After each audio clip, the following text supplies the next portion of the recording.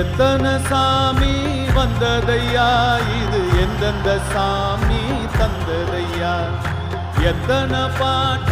சொன்னதையா, அத சுத்துற பூமி கண்டதையா, அடிச்சு வீசும் காத்துலையும் அந்த தகப்பனாச சுத்துதையா,